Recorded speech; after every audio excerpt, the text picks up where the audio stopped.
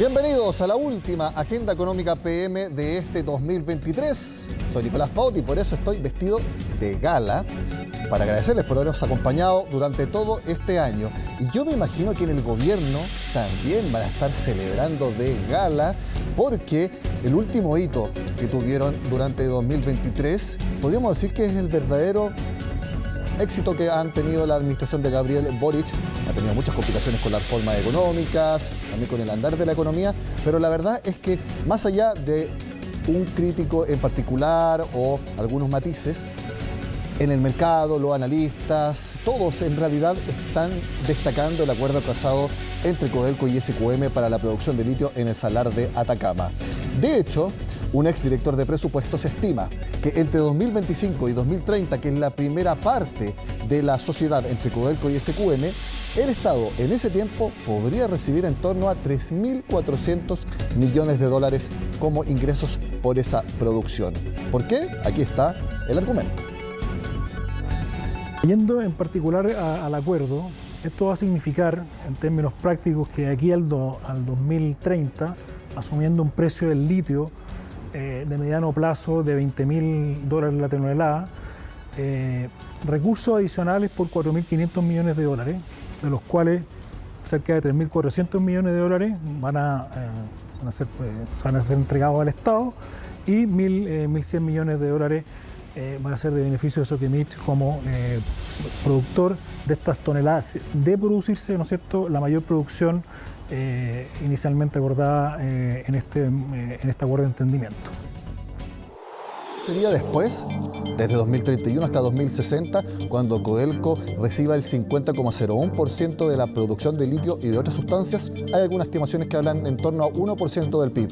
Eso actualmente son 3.000 millones de dólares por año. Bueno, como esta es sin duda la noticia de la semana, les presentamos un compacto de distintas entrevistas que hemos hecho en Agenda Económica y también en CNN Chile, donde se destacan los beneficios de este acuerdo, que insisto, excepto algunas críticas muy puntuales, todos están destacando en estos momentos. Veamos ese contacto.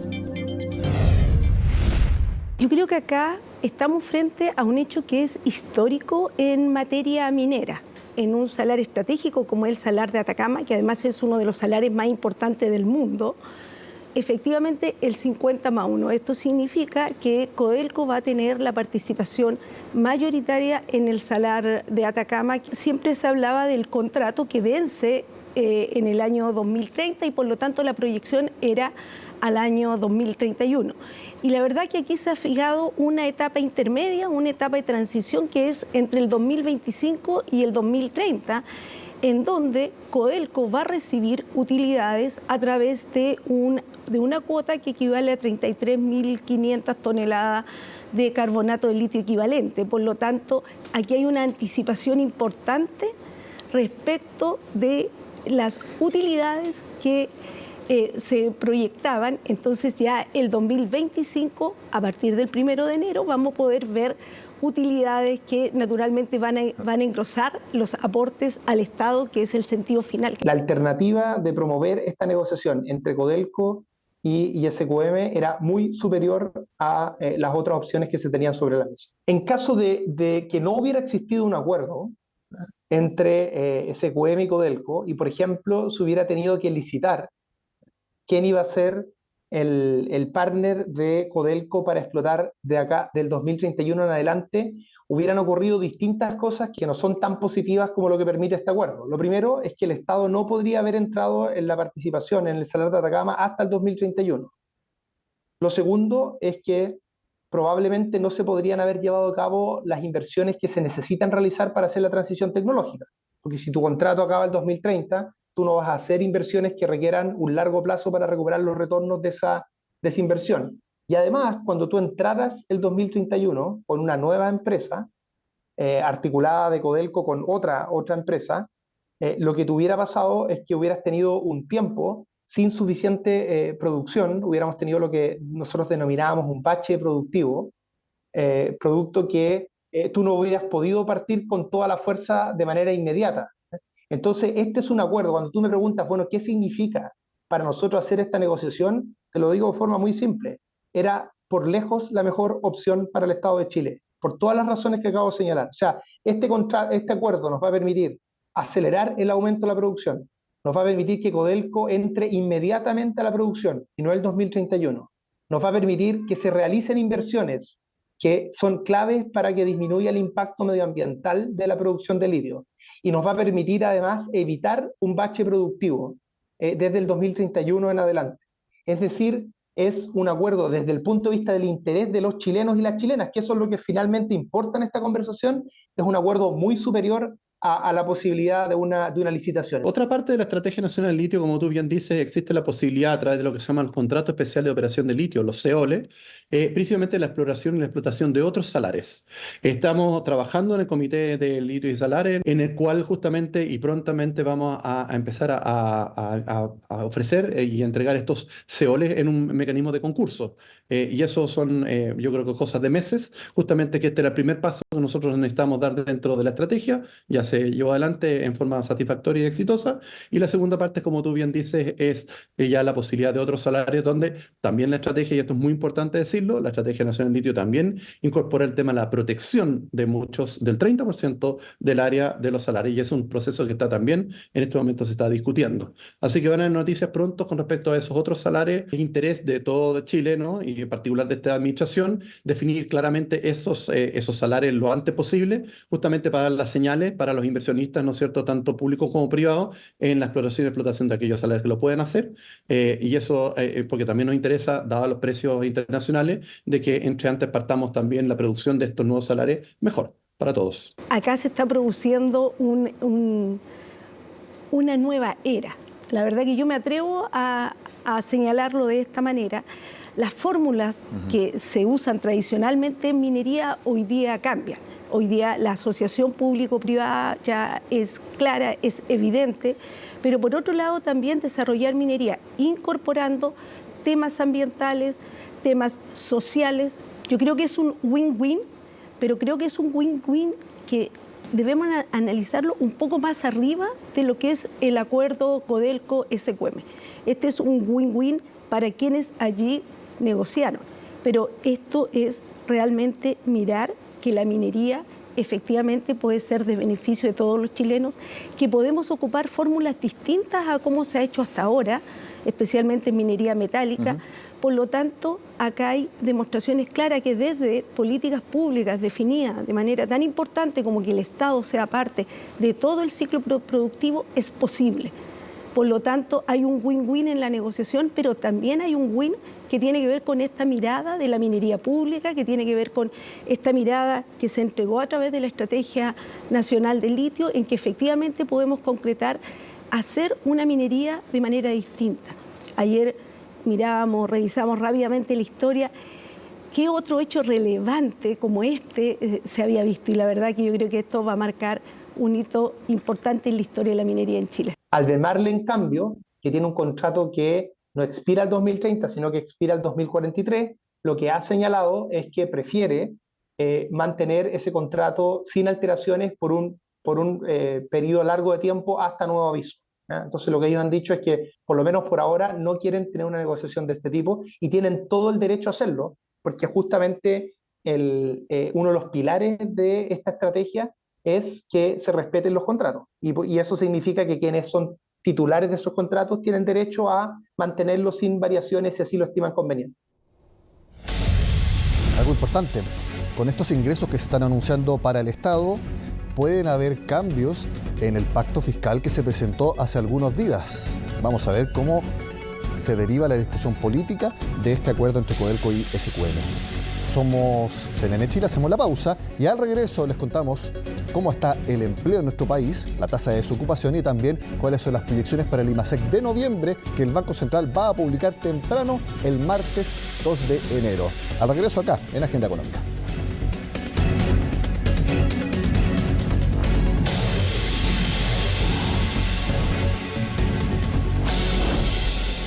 Último día hábil de 2023 cargado de cifras. Partimos por el desempleo que cerró el año en 8,7%. Moira Castillo tiene los detalles.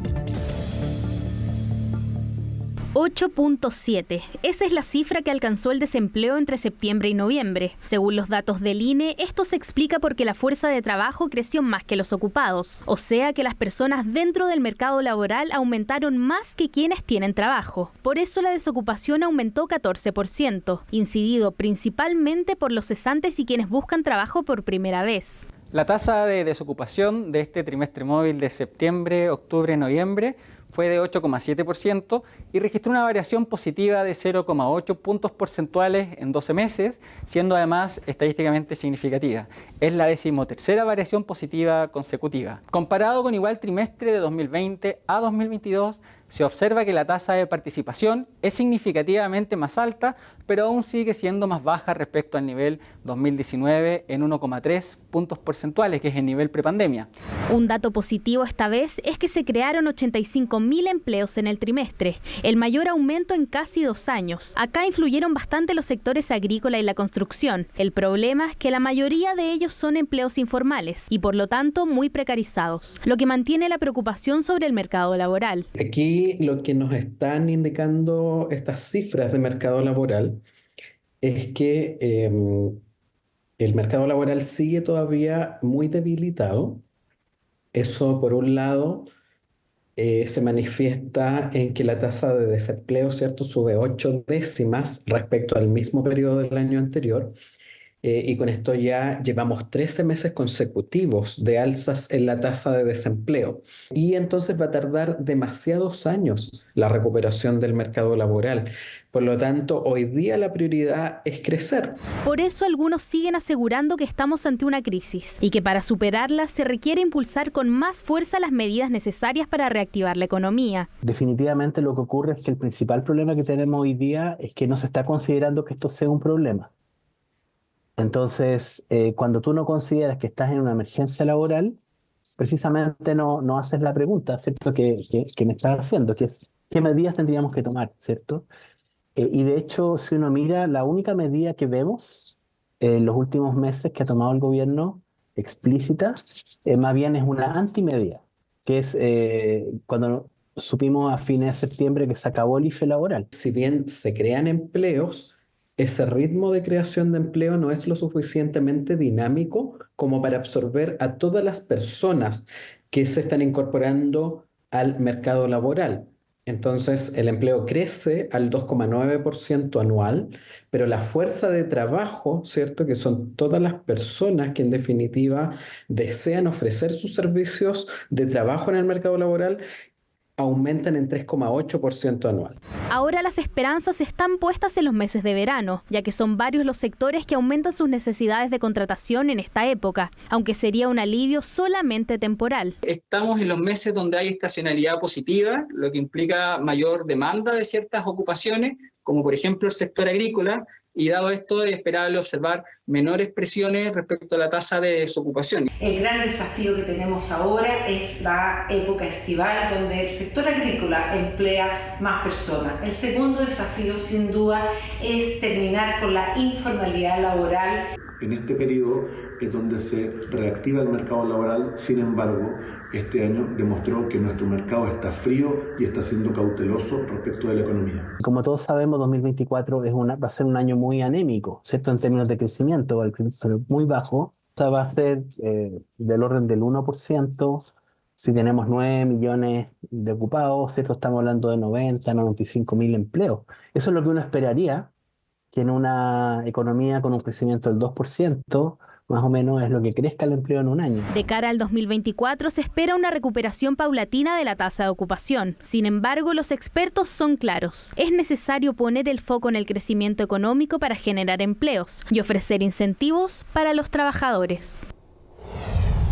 Revisemos lo que opinó el mercado de este 8,7% de desocupación, especialmente los números que hay detrás del informe del INE. En Scotiabank hablan precisamente de fuerte creación de empleo, pero con luces y sombras. Se crearon 85.000 entre septiembre y noviembre, el mayor aumento en casi 2 años. La mayoría asalariados privados, sin embargo, 62.000 de ellos en empresas y sectores informales. Después de 6 meses, la construcción volvió a crear empleo, pero todos informales. En Santander, más o menos el mensaje fue el mismo. El empleo mostró un alza importante, 85.000 puestos. Eso sí, la tasa se mantiene por sobre sus promedios en los años previos a la pandemia, mientras que la tasa de empleo está cerca de 2 puntos por debajo de sus valores históricos para el mes. Parte relevante de la creación de puestos fue por cuenta propia, donde la informalidad tiende a ser mayor. En la Cámara de Comercio de Santiago también emitieron su opinión. Después de una extensa espera de casi 4 años, la economía logró recuperar el nivel de empleo prepandemia. La cifra alcanzó en noviembre 9,14 millones de ocupados, superando los 9,1 millones de febrero de 2020. Eso sí, la tasa de ocupación aún está en 56% comparado con el 59% de comienzos de 2020. Bueno, eso es por el lado del empleo. Ahora vamos a hablar de los números económicos de noviembre, porque el Instituto Nacional de Estadísticas también los publicó. Siempre pasa lo mismo, el mismo día que se publican los datos de empleo, se publican cómo estuvieron los meses respectivos. Estos son los datos de noviembre, hay mejores números, vamos a revisarlos. La producción industrial en su conjunto creció en 12 meses 2,7% y respecto a octubre igual, quedó en 0%. La minería sube 1,8% en un año y casi lo mismo respecto a octubre. Vamos a hablar ahora de la producción eléctrica, gas y agua, que también es muy relevante porque muestra el estado de la economía.